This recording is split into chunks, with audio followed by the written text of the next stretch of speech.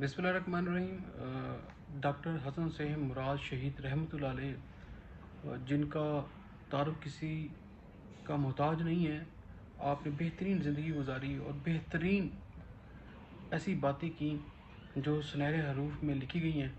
और कुछ बातों का जिक्र मैं आपसे करूँगा कि आप कहा करते थे कि सबसे पहले आप सोचें, यानी हमेशा सबसे पहले सोचें आप कि आप क्या कर रहे हैं, क्यों कर रहे हैं, किस मकसद के लिए कर रहे हैं, और उसके बाद सबसे पहले आप अमल करें। यानी कि जो आप सोच रहे हैं आप उसके ऊपर फिर अमल भी करें।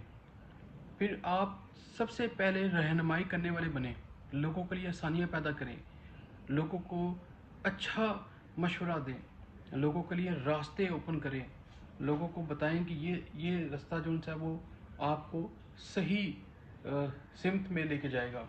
यानी कि आप उनकी सबसे पहले आप रहनुमाई करने वाले बने और सबसे पहले सवाल करने की आदत अपनाएं और सबसे पहले जवाब दें और सबसे पहले जो उनसे है वो आप खड़े हों और सबसे पहले बैठें।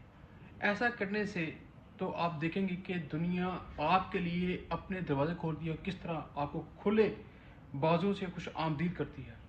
ये वो सुनहरे रूप हैं जो डॉक्टर हसन सैयद मुराद शहीद ने अपने दौरे वक्त के अंदर लोगों को बताए